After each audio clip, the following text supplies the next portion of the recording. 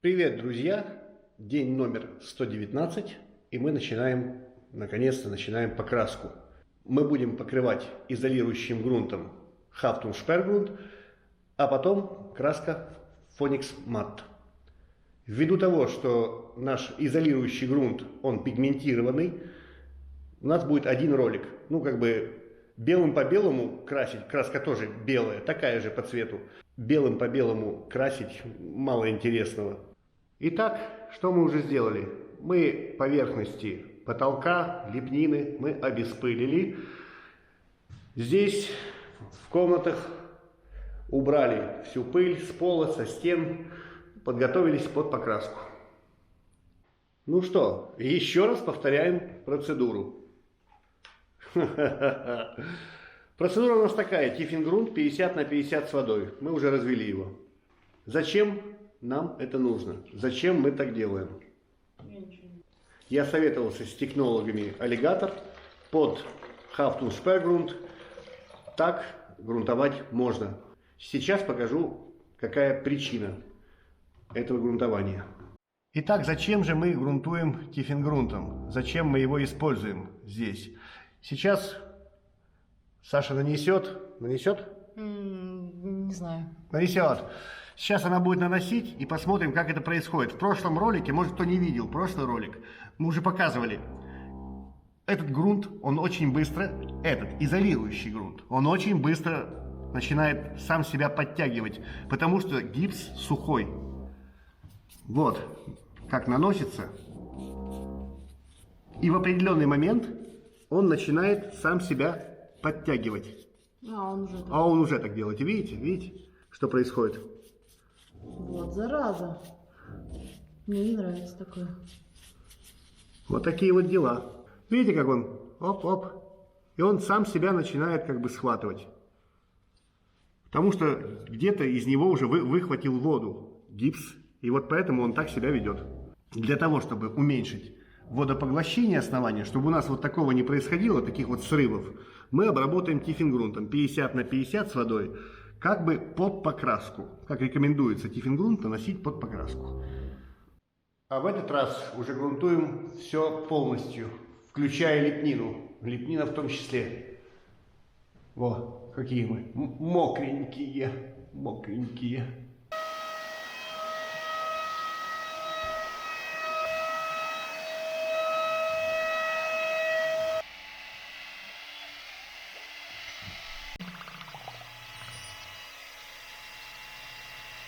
Начнем мы работу Хафтуншпергрунт, грунт краска. Начнем нанесение с него. Работать мы будем руками, то есть будем наносить кистью и валиком. Почему так? Этот грунт и краска, которая пойдет после этого грунта, у нас это Phoenix Matte, технологичная краска, они могут быть нанесены только с помощью кисти и валика, либо аппаратом безвоздушного нанесения с производительностью от 3 литров в минуту. От 3 литров. Технологично. Что это значит? Это значит, что вот это ведро 12,5 литров должно быть вылито за 4 минуты. Это реально. Это, я считаю, нереально с нашим рельефом. То есть с рельефом лепнины. Особенно там, где падуга, вот эти вот глубокие венки, залить их правильно, то есть попасть во все поднутрения будет очень сложно. Скорее всего получится, если вылить не одно такое ведро, а 3 таких ведра, 2 как минимум. И мы тогда убьем наш рельеф. То, что мы так чистили, так мы мучились, сколько там сотни часов расчистки, а потом еще краску сверху. И мы просто зальем это все вот жижей. Есть смысл? Я в этом смысла не вижу. Руками наносить кистями – это хороший контроль. Всегда можно проконтролировать, хороший ли слой, не осталось ли где-то капелька, где-то не потекла, или еще что-нибудь такое. Вот такие вот измышления по поводу нанесения. Для того, чтобы набирать вот эту штуку, я ничего не придумал лучше, чем половник. Лить из ведра вот сюда, я не знаю, может есть какие-то специальные профессиональные набиралки, я о них не знаю.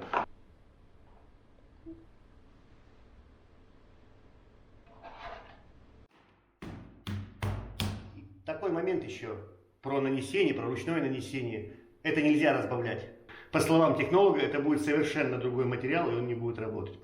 А если разбавить краску, а там больше, по-моему, 3%, но если разбавить ее больше, чтобы типа было удобнее, то вы получите меловую побелку. Так сказал технолог. Вот. Вот так получается. Так прикольно, хорошо становится. Сразу так прям, ого, все белое, классно. Падугу валиком, все остальное кистью. Сейчас поднимемся наверх, посмотрим качество, какое качество вы даете. Вы профессионал? Александр, вы профессионал или не профессионал? Я только учусь. Извините, я вообще не... Нет. Нет. Да, просто нет. Нет, значит нет. Пойдем посмотрим. Не отвлекай вообще. Не отвлекай. Вот такое получается. Непрофессиональное качество. Вот так. Реально очень круто. Она хорошо закрывает. И то, что мы прошли тиффингрунтом 50 на 50, прям ощутимо. Реально ощутимо. Очень хорошо так. Размазывается краска хорошо. Валик такую фактуру сейчас дал, пока... Не знаю, видно будет? Видно. Вот так. Здесь мокро, еще не высохло.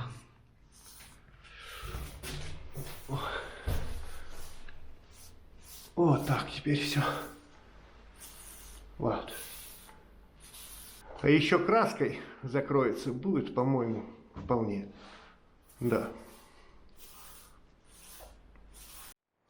В общем, как оно и предполагалось, это не очень-то быстро. Мы, наверное, час вот этот участок делали, да, может даже больше немножко. Но это за счет углов. Там каждый пык-пык-пык-пык надо протыкнуть. Где-то дальше в ролике покажем вблизи, как можно бы красить лепнину. Ну, чужими руками вообще хорошо красится. Вот. Логика какая? Мы не трогаем потолок пока. Все равно мы не успеем за живым материалом. Он уже подсох там. Поэтому мы сделаем вот эту комнату. Карниз, розетку. Отойдем по кругу. И пойдем вот в ту комнату. Тоже простой потолок. Там сделаем то же самое. Вернемся и уже валиком обработаем плоскость потолка. Здесь тоже карниз. Углы покрасили. Карниз красили валиком. Маленькие тяги кистью. И вот хотел дать вам возможность полюбоваться последний раз на естественный цвет этой розеточки. Вот. Вот видно немного следы кисти. Залипает. Грунт этот залипает. Невзирая на то, что здесь прогрунтовано тиффингрунтом 50 на 50 с водой. Все равно некоторое залипание присутствует. Прилично залипает, как масляной краской крашу. Как этим суриком неразбавленным. Угу. В общем, хотелось, чтобы было лучше. Ну, и слава богу, что и так идет. Как по мне. Могло быть хуже. Ну, вот такая не подсохшая поверхность, вот так выглядит. Не идеально. Хотелось бы лучше. Но получается именно так. Надеюсь, что краска, именно краска-краска, частично перекроет. Ну и плюс жесткий свет. Свет попадает под углом и, естественно, очень сильно проявляет вот такие вот какие-то неточности или еще что-то такое. Наша зеленая красавица, вот эта вот розеточка, становится уже белая. Даже жалко немного, мне нравилась она в таком виде. Мы немного изменили план и перешли вот в эту комнату. Мы решили сделать 3 комнаты полностью, грунт плюс краска, и потом перейти в большую. Ну, это с логистикой связано здесь у нас. Вот, можете любоваться на нее в таком виде. Когда будет покрашена, будет однородная белая. Сейчас такая красивая. Мне правда нравится то, как выглядят они старые. Этот естественный цвет грунта олифой. Такой коричневато, зеленовато, непонятный, в общем, ну красивый. После высыхания следы кисточки, где-то какие-то неровности, они чуть сглаживаются. После высыхания. Это черная, она была вся вот такая черная, в этом битуме. Теперь будет беленькая. Что вы думаете по этому поводу? Мне грустно, мне нравилось так, как было. Я бы так и оставил. Без покраски. Практически покрасили основное тело этой большой розетки. Хотел обратить внимание, насколько хорошо этот грунт краска скрывает желтизну. То есть не проявляет. Вот хорошее место, видите, справа ленточка. Вот. Это все такое желтое было. Очень хорошо работает этот шпергрунт. И плюс после высыхания он становится как бы водостойким, waterproof. То есть тяжело даже с рук смывается, хотя он водорастворимый, да. И здесь, именно вот это место, вот здесь, мы решили делать валиком. То есть это как бы часть розетки, да, это как бы розетка. Но нет, это же плоскость потолка. И поэтому вот фактура валика и фактура на потолке будет хорошо, если они будут совпадать. И вот Саша прокатывает валиком, а я сзади стараюсь аккуратно убрать сразу вот фактуру именно с лепнины. Чтобы фактурным остался только потолок. Потом мы будем обрабатывать самой краской, и краска еще более проявит эту фактуру. А фактура, зачем нужна фактура? Фактура нужна для того, чтобы преломлять свет. Чтобы неровности, а тут существуют неровности, чтобы эти неровности не так сильно высвечивали. Вот так выглядит это снизу работенка. Чего у вас такая работа кисточкой махать? Да это проще простого. Просто вам, Александра, как вам? Как ваши руки себя чувствуют? Просто кисточкой махать и валиком? Можно не отвечать? Ну реально, короче, часа 4-5 работы в день достаточно, чтобы руки отваливались. И ноги тоже вместе с ними. Позвоночник. И позвоночник. Сейчас про эти стаканы. Стаканы реально крутые. Вот эти стаканы для краски. Во-первых, у них есть вот такое вот место. Вот. Видите? Вот. Где можно валик содержать. Вот он, держится. То есть надо уже его вынимать оттуда. Это супер, это прикольно, очень прикольно. То есть можешь валик оставил и можешь работать кистью, как угодно. А, и вообще про хват. То есть вот здесь два отверстия. И как бы я вот, ну я работаю левой рукой, и я вот как бы держу вот так. Вот так я держу. И можно вот так на руку себе положить вот так вот. Вот, вот как бы вот. Вот такая рабочая позиция, очень удобно держать вот так. Мне, например, так. Я беру так. А Саша вот так берет, да. Вот она как берет, вот так держит. А мне вообще неудобно. И мне вот абсолютно неудобно так держать. А она говорит, ей так вот удобно. Так что для всех все придумано. Кому-то так удобнее, а кому-то вот так удобнее. Если вы видите такие вещи в первый раз, без всяких сомнений, берите, пользуйтесь. Очень удобно. Реально очень удобно. Все финишные работы мы выполняем под жестким светом, но он мигает, и поэтому съемку я веду без него. Стараюсь снимать видео без него. Сейчас мы убрали оттуда свет, вот, и будем обрабатывать этот угол. Он такой желтый, красивый, и чтобы просто показать вам, как идет этот процесс.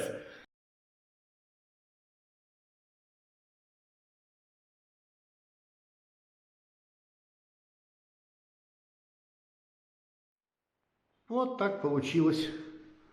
Это, наверное, чуть меньше часа, может час заняла эта работа.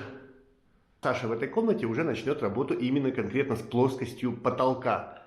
То есть шпергрунт на потолок. И вот это местечко, вот где желтизна вышла, попробует еще одним слоем перекрыть. Надеюсь, почти уверен, что это получится. Ну, если не за 2, то за 3 раза точно. Наносить грунт-краску на потолок будем тоже с помощью валика. Мы будем. Саша будет. А у нее зрение лучше. Я точно что-нибудь пропущу в таком важном, ответственном месте. Валик 18 сантиметров для потолка. Сейчас мы его пойдем в водичке чуть замочим, чтобы не было тут залипания материала. А теперь его немного выкатать можно. Вот такой он немного влажный. И он готов к работе. Что первым делом? Хочешь попробовать падугу? Да. Угу. И как оно? Перекрывается. Сейчас подниму вам камеру повыше. Во, перекрыло сразу же. Ну, надеюсь, что не проступят. Ну, дождемся высыхания, через несколько часов будет понятно, перекрыло или не перекрыло. Вот как получилось. То есть здесь тоже были желтые пятна. Такие же, как вот слева, а это справа. Сейчас все перекрыло за один раз. Получается, за два раза этот грунт перекрыл вот эти страшные желтые выходы, потому что здесь мыли несколько раз хлором. То есть здесь было чисто, но после нанесения шпаклевок, там же влажность чуть-чуть, да, и эти пятна обратно сразу после хлора. Вот такая вот работа хлора. То есть он не убирает возможность обратного проявления. Для потолка нужен будет вот этот цвет обязательно, чтобы видеть хорошо то, что она делает. Поэтому быстренько, пока она там не накосячила нигде из-за того, что темно, быстренько хотел сказать вот такой момент. Окно у нас вот там. Вот. Соответственно, как мы должны красить? Последний слой должен у нас идти вдоль. Вот так, на окно, на свет. У нас будет два слоя. Будет краска, финишный слой, то есть должно быть окрашивание валиком в ту сторону. Соответственно, первый слой грунта краски мы накладывать будем вот так, перпендикулярно. И если бы было 3 слоя, мы бы делали 1, 2, 3. Вот так это все выглядит. Вроде бы все темное перекрывается за один проход. Все, я побежал включать свет, потому что Сашу уже, наверное, не видно. Вот потолок начинает приобретать уже такой необходимый вид. Вот так теперь это все. Здесь тоже окно, и покраска производится первый слой вот так, перпендикулярно оси. Угу. Чуть-чуть осталась еще желтизна после 2 раз. Это возможно из-за того, что очень тонкий слой накладывает валик. Валик работает экономно, слой тонкий и поэтому не перекрывается. Ну, неважно, сейчас еще раз, 3-й раз попробуем перекрыть эти пятнышки. В мокром виде перекрывает, конечно, хорошо. Неважно, что мигает этот момент, чтобы показать, сейчас краска. Краска совершенно невидимая на этом грунте. Один в один почти цвет. Второй слой краска. Первый слой был вот так, перпендикулярно окну. Второй слой по направлению окна. Так, быстро пробежимся сейчас. Комнаты фактически готовы. Что-то еще чуть-чуть не готово. Что не готово? Эта комната. Все покрашено. Все покрашено. Саша сейчас, вот это маленькое поле, вот оно, которое между маленькой тягой и самим карнизом. Вот это горизонтальное поле. Здесь гипсокартон, темный фон чуть-чуть. И не знаю, камера как вам передаст. Вот здесь Саша еще один слой краски положила слева уже. То есть краска чуть-чуть как бы не перекрыла. И параллельно на вот этих старых углах надо еще пройтись и чуть-чуть точечно где-то поработать с желтизной, потому что где-то может тоньше слой краски и приходится просматривать так прям досконально и чуть-чуть мазнуть кое-где. Вот говорил насчет желтизны, где-то, может быть, где-то осталось вот под внутренних непрокрасов, вон там непрокрас есть, чуть-чуть не прокрашено. И сейчас краска именно вот. Чуть-чуть проходим все и подправляем. Вот вроде как чуть-чуть желтит. Не знаю, как камера видит. Ну, у меня глаз это видит. Вот чуть-чуть буквально. Чуть-чуть. Приободрить. Взбодрить немножко. Чуть сделать более светлое. Ну, уже будет лучше. Когда немножко желтая, краска перекрывает. То есть она выбеляет. Вот так она светленькая, нормальная. Ну, можно еще чуть-чуть поискать где-то и найти там, обработать. Так, 3 комнаты из 4 готовы. Сейчас быстренько пробежимся, а уже там в самом конце уже рассмотрим подробно, как было, как стало, вот это все. 3 готовы. Итак, вот эта комната готова. Вот она. Готова эта комната. И готова эта комната. А вот в этой самой большой комнате уже начали потихонечку работать грунтом. Вот так теперь это выглядит. Очень сложно наносится вот на венки. Там очень сложный рельеф, очень много поднутрений. Не получается за раз грунтом пройтись. За один раз мы не перекрыли желтизну на фестонах, на веночках. Не перекрыли. Но бояться нечего, потому что вот ровно перед вами, вот он, левая часть, еще один проход сделал я уже. То есть там 2 слоя грунта, видите, она белая. А все, что справа, все, что слева, половина этого веночка правая, это один слой. То есть на 2 слоя грунта получилось вот так. Вот он по центру. Вот он, беленький такой. И сейчас поднимемся и посмотрим, как оно наносится здесь.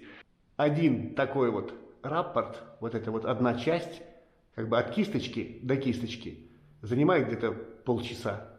Вот такой вид у нас с этой точки. Ну, поехали. Самые здесь, конечно, гадкие. Вот ионики, яйца, да, овы. И вот этот товарищ. Да, ну поехали. Уже тут мазнули.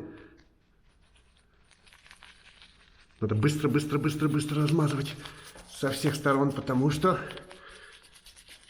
очень быстро начинает залипать. Независимо от того, что мы промазывали здесь тифлинг-грунтом, разбавленным с водой. Вот так надо шуршать прям, реально шуршать. Вот так. И убрать лишнее. Быстро убираем лишнее. Во. Теперь отсюда. Убираем быстренько лишнее, чуть-чуть в поднутрение протыкнем. Так, вот так. О, естественно, это не готово. О, видно, осталось вот здесь, да? Вот так. Сколько прошло времени? А дальше он прилип полностью. Он уже как бы не живой. И если я буду возюкать дальше, я начну просто срывать его, этот грунт. Придется проходить еще раз. Возьмем здесь, посмотрим, как работает на венке. Это реально желтый венок. Вы видите, насколько он желтый? Вот этот веночек, да? Он реально желтый. Вот, белый у нас справа. Вот он. А вот какой этот. То есть грунт за раз убрал эту желтизну. Ну, не всю, конечно. Чуть-чуть остается там. Придется еще раз, но уже будет лучше. Поехали.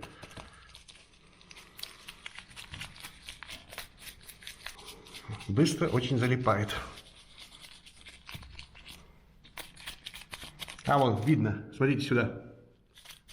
Видите, я срываю уже. Срываю. Он готов. Залип.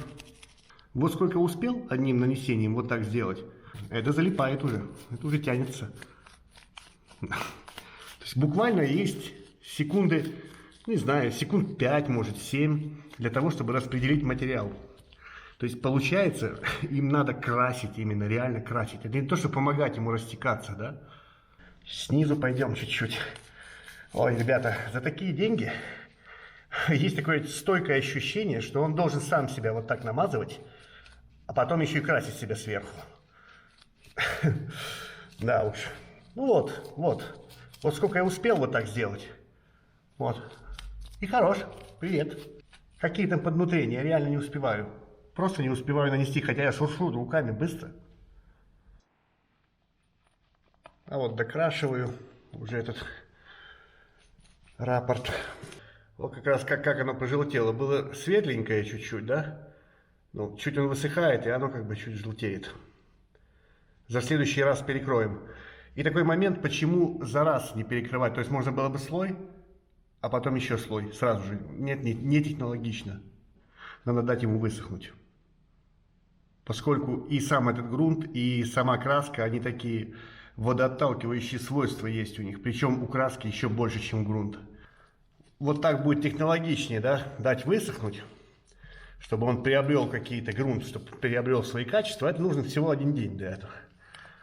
И вот через день уже можно что-то как бы с этим делать. Еще 1 слой наносить, чтобы он там полимеризовался, например, еще что-то там. Химические реакции там по-любому происходят. Нельзя было себе отказать в таких красивых кадрах закрашивания вот этого зеленого. Это медный купорос. Помните, да? Вот это медный купорос. Мы часть чистили, что смогли. Что не смогли, вот оно и осталось. Ну, поскакали. Хорошо так получается. Грунт перекрывает полностью зелень.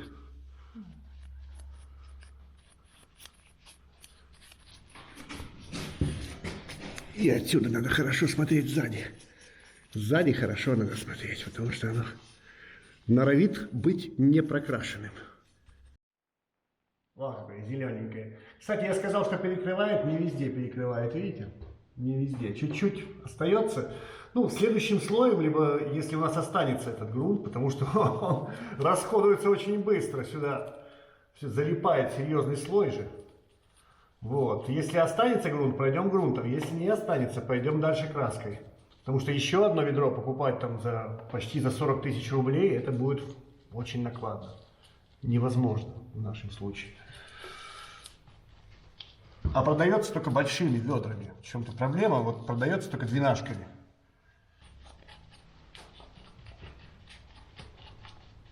Экспрессивное окрашивание. Ну что, друзья, сейчас для контраста такую, да, штучку покрасим. Это кусок падуги, где вот эта чернота была, где была вот эта вот, ну, мы думаем, что это битумная какая-то замазка, которая наносилась в горячем виде. Напоминаем, что мы ее руками в массе счистили. То, что не пошло руками, мы размывали растворителем. Собственно, самой как бы жесткой пленки там сейчас нет. Вот такая ужасная картина вблизи. Вот так это выглядит. Сейчас покрасим и еще раз посмотрим, как это изменится. За раз не перекроет. Вот здесь было такое же, плюс-минус. За раз грунт не перекрывает. Придется потом еще раз. Но все равно разница, как бы, вот такой контраст получается.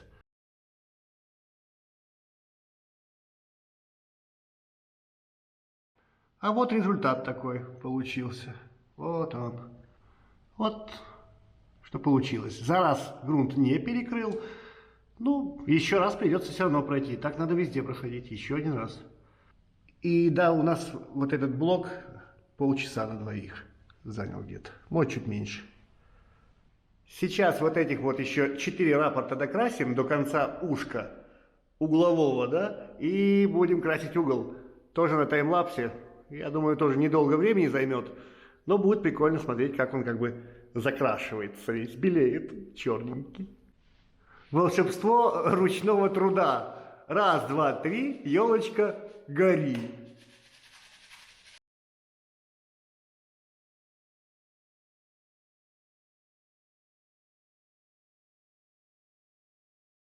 Да, получилось. Этот угол стал белый. Ура!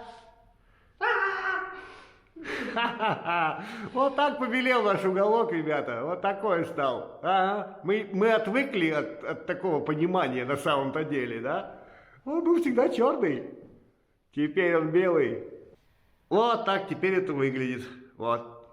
А он был всегда черный. Грунт сработал здесь. Вот эта чернота, это получилась пропитка из этого битума. Пропитка именно. И он хорошо наносился здесь. Вообще, вот так. Что вы можете сказать по этому поводу, Александра? Прекрасно, просто прекрасно. Просто прекрасно. Просто прекрасно. Что ж, друзья, пришел черед нашей большой, красивой розетки. Самая вкусная часть этой работы. Таймлапс я не буду делать, потому что таймлапсы уже у нас были. С углами, с падугой там, да. Я буду работать один, поэтому я думаю, минимум 3 часа у меня займет. А таймлапс займет там чуть меньше 3 минут. Его никто не будет смотреть. И смотреть там будет не на что. Я буду продвигаться довольно-таки медленно, в одиночку. Как и обещал, поднимемся наверх сейчас и покажу вблизи, как это все работает. Можно запоминать эту розетку такой, какой она была. Вот такая. Поскольку теперь она будет белая. Поднялся вверх. Вот такая вот розеточка, да. Она очень большая. Она по площади, я думаю, в районе там 3-4 квадратных метров. Минимум 3 квадратных метра. То есть это как будто бы такая кухня. Небольшая кухня в какой-нибудь там хрущевочке. Вы смотрите на нее. Сейчас я показываю сколько. Видите? Вы смотрите с 25 сантиметров где-то. Видны неточности какие-то. Вот, например, видите. Вот неточность, чуть недочищена. Вот здесь. Недочищена, потому что убирать дальше вот эту мелюзгу, это уже вред. То есть мы бы нанесли прямой вред, если бы начали убирать то, что так плотно там сидит. И мы не видоизменяем детали. Вот как она была, 100-летняя розетка, так она и есть. Мы можем изменить только то, что прям вот точно неправильно. Какая-то прям большая огрешность формы. Вмятина, например, сильная, либо наоборот какой-то бугор, либо разрыв какой-то был в форме. Здесь все нормально. Здесь Саша проходила несколько раз, восполняла утраты, заделывала трещины. Вот здесь, вот здесь. Напоминаю, это хирургия. Мы смотрим с 25 сантиметров. Высота потолка здесь 3,40. 3 метра 40 сантиметров. И я большой противник делать из старого новое. То есть взять наждачку и делать, как нам нравится, чтобы оно было пластиком. Если вы хотите, можете делать себе пластик из старых деталей. Я так делать не хочу. Без видоизменений. Как было, так и будет. И она пойдет, эта розетка, жить дальше. В том виде, в котором она, собственно, и родилась. Такое мнение. Давайте покрасим. Возьму вот этот участок, самый такой рыжий, самый желтый. Водичка с ним поработала. Ну, сейчас попробуем его перекрыть грунтом. Для начала, как поработает грунт.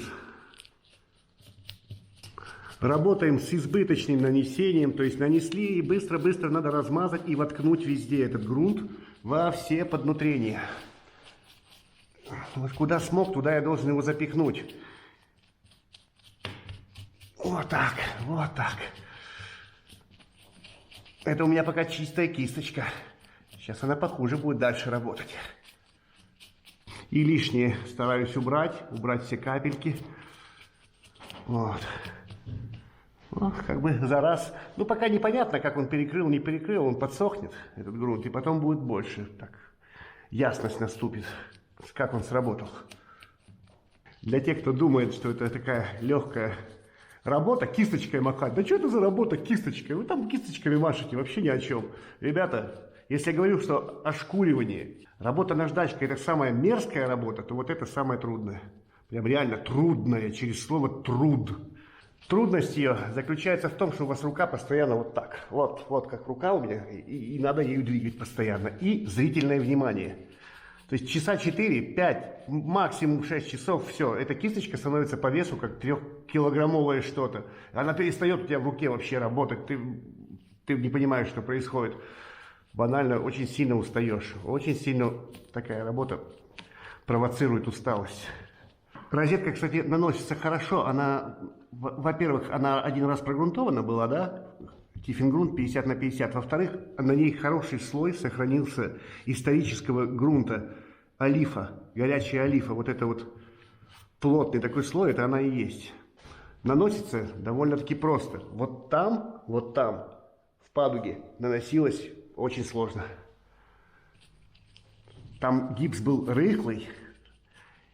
И залипало мгновенно все, просто залипало. Да, ну здесь залипает тоже. Я не успел, все, там начинаешь стаскивать уже.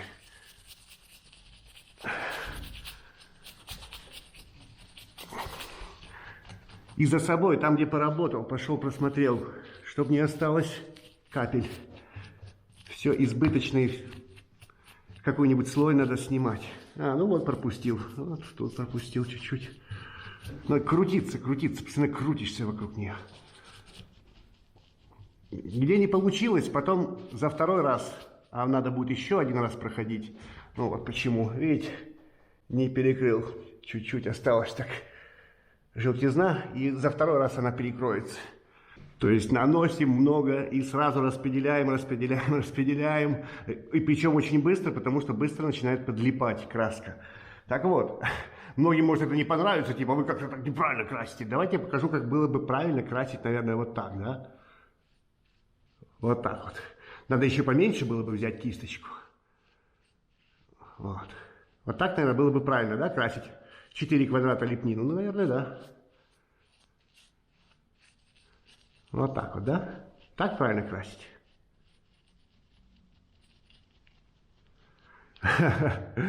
Или может все-таки вот так правильно красить? Вот может такая скорость получше будет. Результат все тот же. Результат все тот же. Вот такое нанесение, оно ничем не отличается от этого медленного чего-то, но в таком случае, работая вот круговыми движениями, всяко разными, разнонаправленными, мы везде хорошо все подмутения прокрашиваем и быстро. Самое главное, что это происходит быстро. Потому что уже пошел счет, наверное, уже 2-я неделя, как мы красим. Очень большой объем, очень большой объем. И мы красим вот так быстро. А если бы красили вот так, мы бы тут месяца 2 сидели бы, наверное. Хотя разница, ну какая разница? А никакой особой разницы. Вот так вот. Распределяется так лучше. Вот такой участок. Ну, наверное, минут 15-20 я красил. Понятное дело, что я стараюсь идти и поддерживать мокрый слой. И когда я, например, сделаю вот эту область, я вернусь, там уже хорошенько подсохнет, и как бы можно будет работать, не сдирая предыдущий. Вот, 4 часа. Прошло 4 часа. Магия ручного труда. Теперь она белая. Вот такая она теперь стала. Выразительная, ну и непривычно белая. Ну что, прошел 1 день. Все, высохло, грунт высох. Я должен покрывать 2-м слоем грунта. Но 1-й слой грунта, он светлый, и он выступил в роли проявочного слоя. То есть проявились некоторые неточности, которые можно оперативно заделать. Какие-то ямки, какие-то углубления, может быть где-то скол. Вот наш дружок, наша легкая, тяжелая артиллерия. Она позволяет наносить на себя покрытие спустя 2 часа. То есть сохнет она теоретически 2 часа. У нас там целая пачка лампочек, они такие горяченькие. Я думаю, за 2 часа высохнет. И я пойду сейчас просматривать и подмазывать этой шпаклевочкой, обрабатывать до самого конца. Засеку 2 часа, а у меня есть еще что поделать здесь. И начну наносить 2-й слой грунта. Так мы поступали абсолютно везде, во всех комнатах готовых. Так мы делали. Эта комната не исключение. После 1-го слоя грунта еще раз проходим, просматриваем и работаем вот этой ремонтной шпаклевкой. Безоговорочное ее преимущество можно красить спустя короткий промежуток времени. Видите здесь? Это такая там ямка. Она была не видна. Вот теперь мы ее видим. Вот она. Вот здесь какие-то неточности, дефекты. В принципе, их можно заделать. Вот тут мне не нравится, что-то затекло, может быть. Не знаю. Ну, потихонечку можно промазывать. Все, что не нравится. Во, сама нежность. Ну, теперь...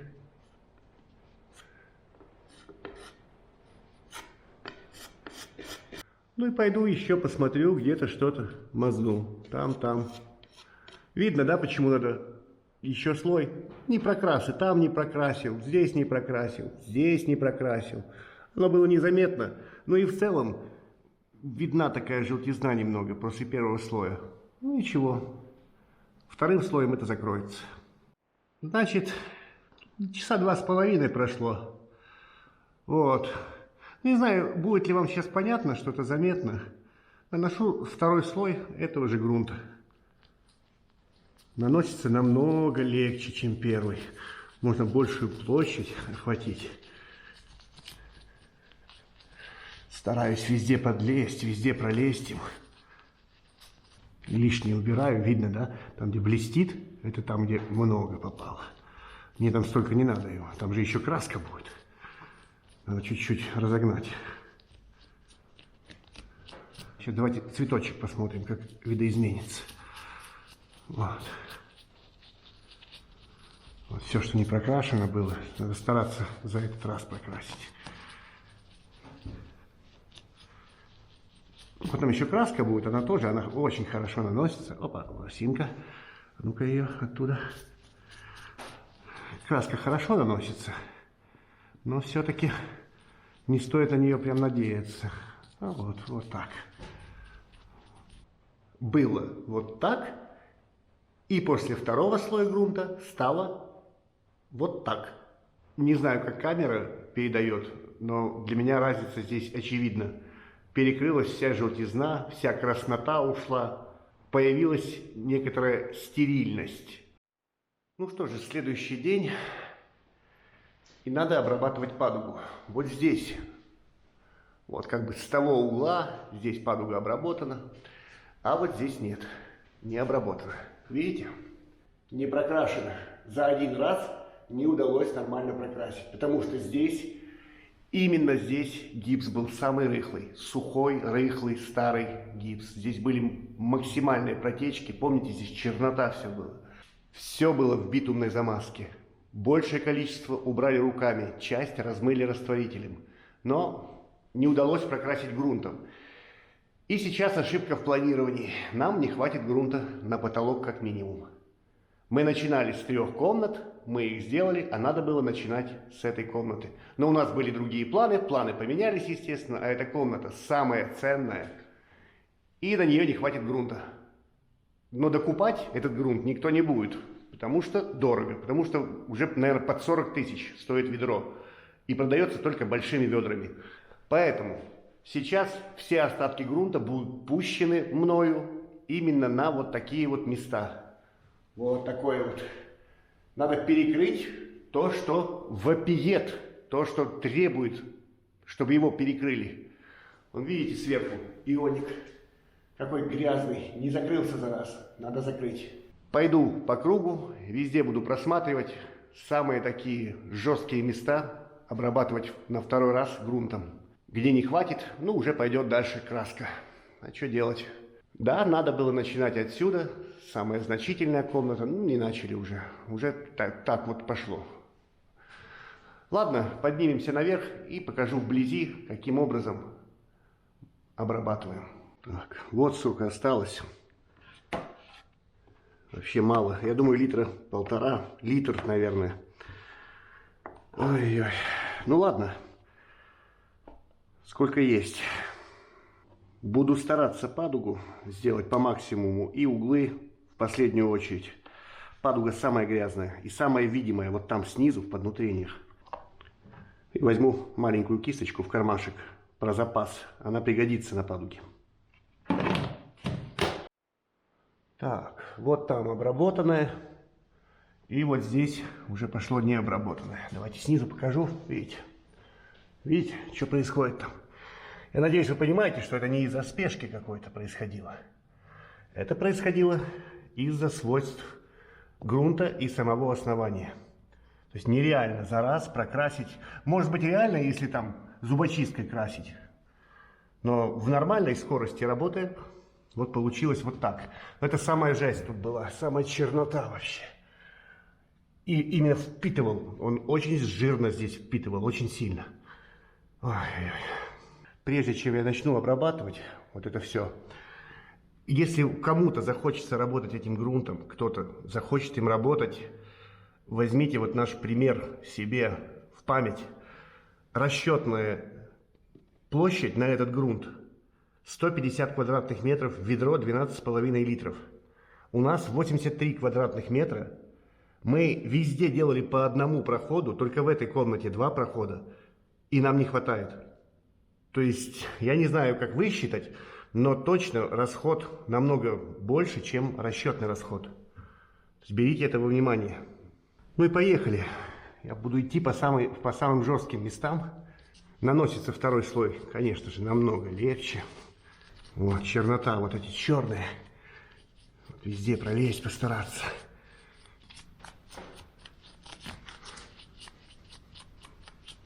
Я не пойду здесь сплошным, а пойду просто, чтобы показать. И Я, естественно, так не иду. Я беру блок и иду сверху вниз его.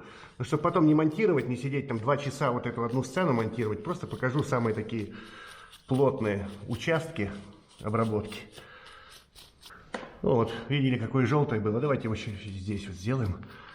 Какая желтизна была и как она уходит. Она чуть-чуть после высыхания чуть-чуть проявится, но не в такой мере. Далеко не в такой мере.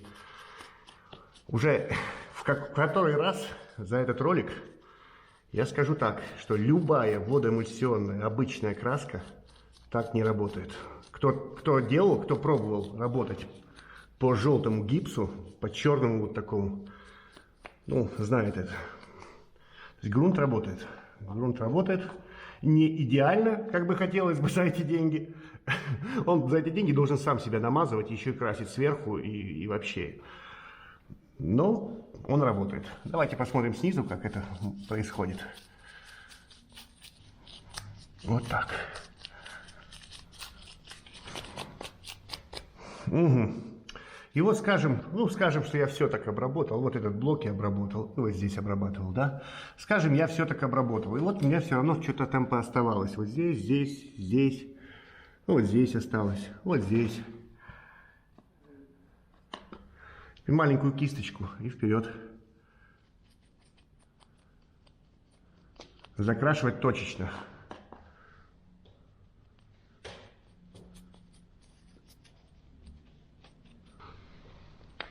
Приходится нагибаться и смотреть со всех сторон, чтобы со всех сторон было прокрашено. Вот так. Самое главное, да, помним, что точка зрения зрителя. Зритель смотрит снизу на это все. Поэтому надо стараться сделать снизу. Хорошо, чтобы было видно. Чтобы все было снизу обработано. Самое главное. Сейчас осушу кисть. Она у меня же в стакане в этом содержится. Сейчас ее подсушу чуть-чуть, чтобы она посуше стала. И вот везде, где я промазывал, еще разок разгоню. При необходимости еще раз пройдусь маленькой кисточкой. Уберу возможные капли. Ну, я делаю блоками. Я делаю там 3 раппорта, например, полностью, а потом прохожу маленькой кисточкой. Вот так. Вот в готовом виде это будет выглядеть вот где-то так. Ну, еще будет краска сверху. Краска еще что-то перекроет. Ну, в общем, вот так у меня получилось. Вот я отсюда 5 штук я сделал. 5 раппортов, 2,5 часа. То есть и первый раз по полчаса получается на один. Вот по часу ушло. Это только на грунт. А их здесь 40 штук. Получается 40 часов только на падугу. Только на грунт. Да, и может еще... Вроде не говорил, почему грунтом именно перекрываем. Так технологично. То есть технолог сказал так: если вам не удалось за раз что-то перекрыть, работайте грунтом, перекрывайте грунтом, не краской. В нашем случае, если нам не хватит грунта, ну, будем перекрывать краской. Но сейчас действуем по технологии. И да, без разбавления. То есть, по словам технолога, материалы эти лучше всего работают, если их не разбавлять. Иначе рискуем получить вообще другие материалы, отличные по свойствам.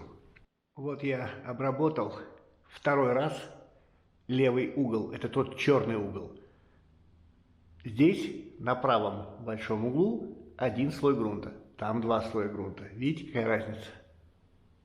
Мне там говорили, что как бы кажется, что здесь небольшое расстояние. Так вот, от угла по низу до угла по низу 5 метров. Длина угла по одной стороне около 2 метров. То есть они реально большие, они реально очень крупные. Вот такая вот сейчас разница. Я надеюсь, что хватит грунта на все вообще. Ну, круто. Я очень рад. Значит, что? Покрыл вторым слоем грунта. И оставались самые какие-то капли, уже остаточки этого грунта. И вот на самые темные пятна на потолке, вот я пустил их туда, маленьким валиком раскатал. Чуть-чуть хотя бы. Как по мне, уже лучше, чем этого не делать. Но еще ведро покупать, бессмысленно. Пока промежуточно это выглядит так. И перед покраской занимаюсь чем? Прохожу еще раз, просматриваю, ищу какие-то, возможно, дефекты, косячки какие-то, работаю шпаклевкой Simlight и немножечко еще кое-где вот грунтом там выцарапываю из ведра его и чуть-чуть где-то что-то подмазываю. Сейчас поближе покажу. Я фактически прошел по кругу уже всю комнату, падугу и углы. Пойдем поближе. Чего хотелось бы сказать, все-таки грунт не идеальный. Ну как, он работает, как должен работать, но есть некоторые места, вот это вот слабое место везде, на всей этой падуге, это вот такое слабое место. Вот здесь мы, видимо, как-то чистили, не видели, там чуть-чуть какая-то капелька мела осталась. И вот здесь, если я начинаю, а я деревянным инструментом, вот, видите, я чуть-чуть как бы могу немножечко там выдрать. То есть грунт не приклеился в этом месте. Он как бы встал в отдельную пленку здесь. И я находил еще такие подобные места. Вот сейчас даже вот на углу я таких мест не вижу. Но были такие места, ну скажем, приблизительно как здесь. То есть когда кистью наносишь вот так шлеп туда и как бы прихлопываешь, и там, возможно, остается воздух. Там чисто. Там нет мела, но воздух остался под пленочкой и потом позволяет себя содрать. Вот сейчас я не могу содрать. А там бывают места такие, где вот появляется микротрещинка, видимо, остается воздух. Ну вот нашел такое место, вот видите, такого малыша нашел, вот. Чуть-чуть там, вот я, видите, выдираю оттуда, а дальше не могу выдрать. Видите? А все, там прилипло. А вот здесь, в самом поднутрении, видимо, когда кистью наносишь, ну, быстро же работаешь, и туда его шлеп, а он материал плотный, и он создает там, ну, как бы пленочку, и пузырь воздуха остается небольшой. Вот это надо следить. И вот именно сейчас я вот такой работенкой занимаюсь. Я прохожу везде по кругу, и вот деревянным инструментом разыскиваю вот такие вот косячные места какие-то. Ну, вот такое место есть. Где-то, нет, тут просто не попало. Ну, вот в таких местах бывает. Вот здесь такое же. Вот, видите? Вот здесь. Все то же самое. Вот. Там видно прям такая, как чуть-чуть микротрещинка. Я бы мог просто закрасить эти места. Но это ослабление слоя. Нам нужна равномерная пленка вообще всех покрытий грунта и краски. И поэтому я считаю нужным убрать и заново покрыть грунтом. Вот взял чуть-чуть шпаклевочки. Сейчас покажу еще, чего делаю. Кроме заделки каких-то дырочек, которые проявились вот вместе с грунтом, да, грунт проявил какие-то дырочки. Вот здесь в иониках остались такие вот места, где вот есть такие вот как бы дырочки туда внутрь. И я здесь аккуратно замазываю. Вот так. Деревянным инструментом мне очень удобно это делать. Очень удобно. Раз, все. Чистенько замазал, дырочки больше нет. Вот. Ну вот дырочка маленькая осталась. Она может и закраситься. Ну, какая-то помельче не закрасится. Вот эту я заделаю просто шпаклевкой. Ага. Вот дырочка осталась. Я ее пальчиком мазну пальчиком ее. Вот так. Вот и нету дырочки. Ведро здесь я фактически выскреб уже вообще там самые остаточки. Вон. Выбираю самые остаточки. Продул и туда внутрь. Мазнул еще раз. Так будет получше. Ну, как мне кажется. Вот еще такое место. Вот здесь еще раз промазываю грунтом. Еще один проход я уже не хочу делать. Я уже хочу красить. Надо красить уже, потому что это уже какой-то по счету 3-й проход здесь. Или 4-й. Наконец-то я приступил к покраске. Покрасил вот этот угол и покрасил 4 раппорта от угла. 1, 2, 3, 4. Не знаю, как вам камера показывает разницу, но для меня она очевидна. Может быть, с компьютера, кто смотрит, тоже увидит эту разницу. Вот так вблизи. Слева падуга покрашена, угол уже покрашен. И справа, получается, падуга не покрашена, угол не покрашен. Итак, вчера я покрасил вот этот блок, да, сегодня вышло солнце и привет, косяки. Реально есть непрокрасы, хотя я крутился полчаса я здесь на каждый рапорт потратил. Сейчас вблизи покажу. Во, непрокрасы где-то чуть желтое вышло. И придется теперь пройти всю площадь, прокрасить, а потом еще раз точечно проходить с жестким светом и искать вот такие вот косячные места. Я реально стоял на одном вот рапорте полчаса. Да. Я покрасил еще один угол и падугу дошел до конца. И вот, возможно, вам заметно, вот по сравнению с розеткой, краска, у нее более теплый оттенок. Здесь грунт, здесь краска. Чуть-чуть более теплый оттенок. То есть грунт, в принципе, он похож на краску по оттенку. Она дает как чуть-чуть как бы теплую матовость такую. Прежде чем приступить к покраске розетки, первый слой краски. Везде был один слой краски, здесь два, потому что нам не хватило грунта. Грунт у нас шел вот так, я наносил его. Первый слой краски в этом направлении. И второй, последний финишный слой краски пойдет в направлении окон. Вот так. Подсохнет и пойдем на розетку. Несколько слов про саму краску. Вот так выглядит ведро. Alligator Phonix Matte. Мы уже всю практически съели. Она густоватая такая. Во. Довольно густая красочка. И если грунт, у него какой-то запах немного был, то эта краска фактически без запаха. Может, такой легкий какой-то, но не растворительный, естественно. Это краска на водной основе. Вот так вот будем красить. Вот. Привет. И случилось непоправимое. Я пишу эту звуковую дорожку уже из дома. Да, я потерял файл покраски. Видимо, на предпросмотре, прямо на рабочем месте, я что-то там лазил, смотрел в камере и случайно удалил файл, где мы красим. Уж простите. Получается, удалил самую важную часть, самую важную часть ролика.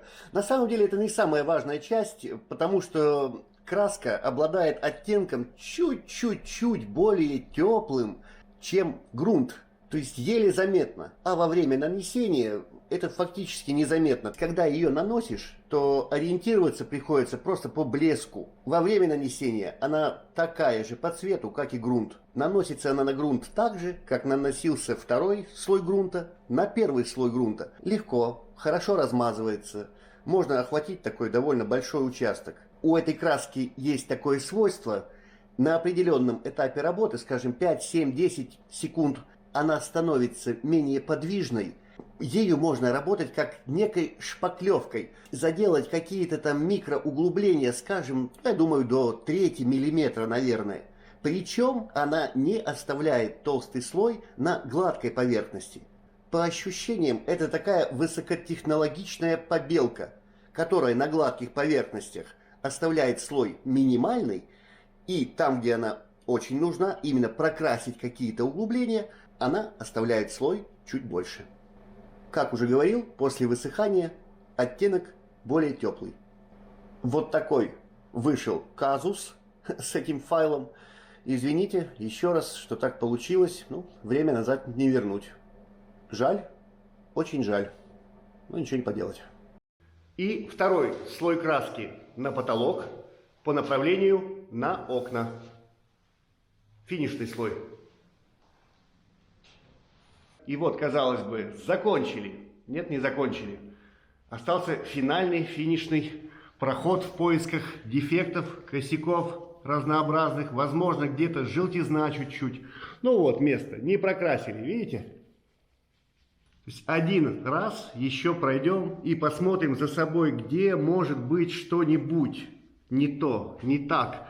А вот, например, вот какие-то такие маленькие какие-то точечки. Возможно, где-то найдем желтизну, еще раз мазнем.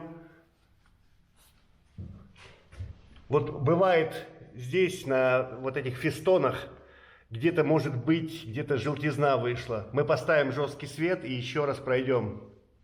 Точечно, там. И тогда это будет считаться готовым. Ну что, друзья, мы докрасили, собираемся, и пару слов про инструмент, который мы использовали. Слева направо стаканы для краски. Очень удобно, классно, супер. Черпак был новый, стал не новый. Очень удобно набирать им, оказалось. Так, кисти. Кисти Харрис нам не пригодились фактически никак, только для прямых карнизов мы использовали, потому что они плоские, вот такие. Мало пригодились. Всевозможные, эти не было этих, это левые. Всевозможные кисти из Леруа, вот, целая пачка, очень много, только что помыли, мокренькие. Самые удобные, вот эти, нам оказались самыми удобными, вот эти, двадцатки, 20 миллиметров. Везде под внутрение, вот в эти пык-пык-пык-пык-пык-пык-пык, тыкаешься. Да, она начинает терять ворс, но взял новую, и она хорошо работает. Это недорого и практично. Вот эти кисти тридцатки побольше, ну, менее удобно, чем двадцатки. Вот эта кисть, это какая-то искусственная щетина, неудобно. Эти кисти, это синтетика, синтетический ворс. Маленькой кисточкой проходили где-то в конце, где-то самые малюсенькие, тык-тык-тык-тык. Тоже удобно, она должна быть, по идее. Вот эти кисти. Кое-где на плоскостях было хорошо, было нормально. Ну, имеет право на жизнь. Валики. Валик Анза. Для средней структуры. Вот такой зеленой полоской. 18 сантиметров длиной. Мы им делали потолки, и вот этими 10-сантиметровыми, такими же для средней структуры, мы делали карнизы. Бюгели Анза, нормально, хорошо. Ну, как бы был какой-то ноунейм, тоже ничем особо не хуже. Корыцы для раскатки валика. Вот весь инструмент, который использовали для покраски. В этой квартире остается два места, которые будут напоминать об историчности этих карнизов. Видите? Слева карниз ниже на 4 сантиметра где-то. Он таким и был. Именно настолько просела эта стена. Вот здесь, вот в этой комнате. Это место. Комната с таким вот аппендицитиком. Ну и здесь, в этой комнате, такое, не знаю, такое памятное место, как это называть правильно, ну не реперная точка, ну вот есть такое место, которое четко показывает, вот справа это старый карниз, а вот это слева новый карниз. Вот такое вот место. Боль перфекциониста. Да, вот оно. Ну что, друзья, приступим к было-стало или стало-было. Стало как-то вот так. Вот так вот стало. Вот самая маленькая комната, теперь она выглядит вот так. В естественном свете. А теперь вот так с временным освещением. Здесь будет люстра, понятно, когда-то, но хоть какое-то освещение. Вот так это выглядит с освещением. Потолок ровный относительно, все нормально. Ничего не выпирает, все вроде бы хорошо в этой комнате. Ну и посмотрим, как было.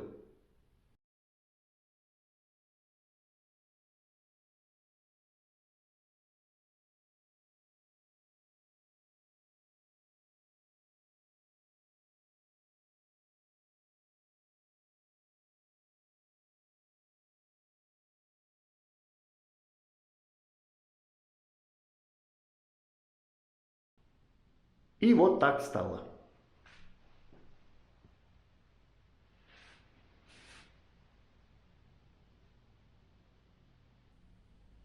Теперь эта комната в естественном освещении. Это вот зеленая розетка, вот там вот этот аппендицитик, да? Вот так теперь выглядит. Вот. Вот так вот. Потолок тоже получился ровный, все получилось хорошо свести. Вот. Видимых глазу каких-то дефектов нет. Ну а сейчас с освещением как это.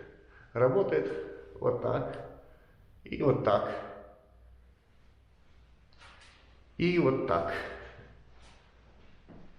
Вот так это стало, а было это вот так.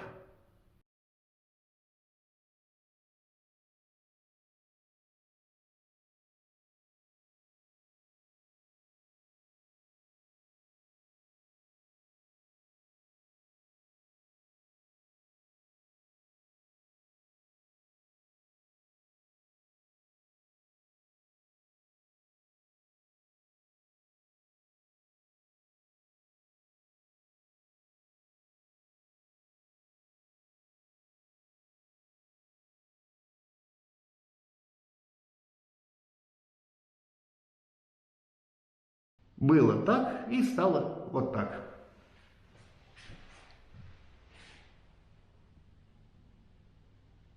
А сейчас вот эта комната, где вот отсутствовал полностью, вот эта вот часть, где отсутствовала, в естественном освещении это выглядит вот так.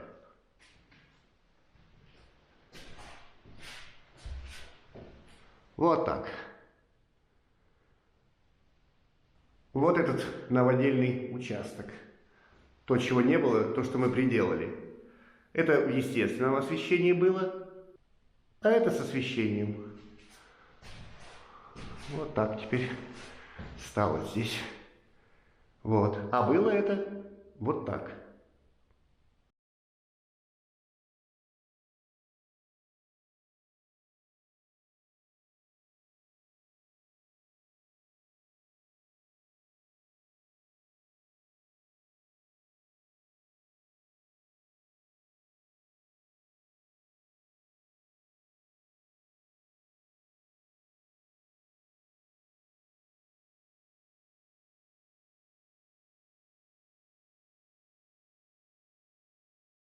Вот так это было, да? Это было страшно.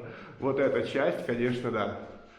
Эта часть выглядела, а никак не выглядела, потому что ее просто не было.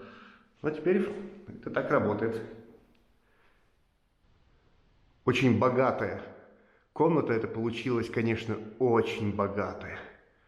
Прям потолка очень мало, все, карнизы, лепнина, углы, розетка. Красотища, красота, прям классно, классно. Отлично, выглядит супер. И теперь вишенка на торте. Вот, какая красавица, какая красота. Удачно, очень удачно все получилось. Друзья мои, огонь, просто огонь. Вот так это выглядит в естественном освещении.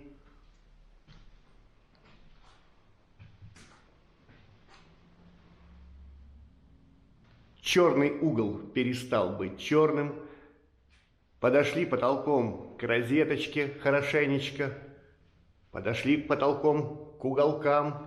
Выровняли, подровняли. Смотрится просто шикарно. Реально шикарно. То есть вот это можно назвать роскошью. Это реально роскошная лепнина. И вот с этого угла еще ракурс. Посмотрим, как оно. Сейчас посмотрим с освещением. Вот так это выглядит с освещением. Вот. Можно заметить возле розетки вот такие темные поля как бы у розетки. Это не розетка темная, это розетка утопленная в потолок. Видите? Свет падает на примыкание розетки и потолка, и кажется, что там темное. Нет, это просто тень. Этого мы изменить не могли. Пришлось бы рубить, срубать весь потолок. Оно так было сделано, и оно таким и останется. Потолок мы выровняли здесь прилично. Я думаю, понятно. Каких-то видимых неровностей на потолке нет. Вот таким это стало. А было это вот так.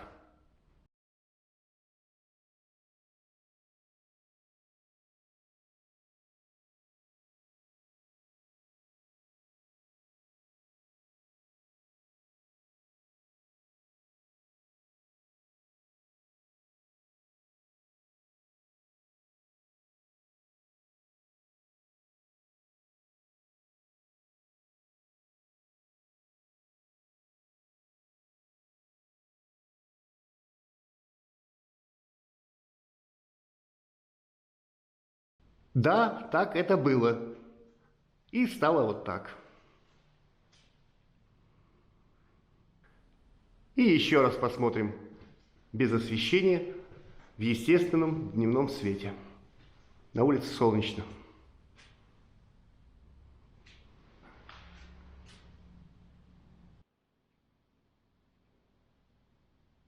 Ну что, друзья, мы закончили покраску, закончили всю работу. Можно теперь снять кепочку и как-то закончить этот ролик. Начали уже разбирать подмости. Так вот, заканчивая этот ролик, у меня набралось видеоматериала около 1 терабайта где-то, там десятки часов просто. И этот ролик будет не последним. Я планирую сделать еще какой-то обобщающий короткий фильм, используя футаж, используя материал, который у меня есть. Быстро, сначала и до конца. Я постараюсь уложиться в 1 час. Ютуберы, да, такие, ой-ой-ой-ой, какой 1 час, это столько смотреть, столько смотреть. 1 час. Так вот, про время. Эта покраска заняла у нас 180 часов. 180 часов. Мы действовали аккуратно, внимательно, добросовестно. Старались делать наилучшим образом. Ну, по моему мнению, так должен поступать каждый мастеровой. Как говорят американцы, we did our best. Мы попытались сделать наилучшим образом. Мы делали наши лучшие. Возвращаясь ко времени, вся эта работа заняла у нас 1600 часов. Это почти год на одного человека. 1600 часов. Нажать кнопку лайк 2 секунды. Всего доброго. До свидания.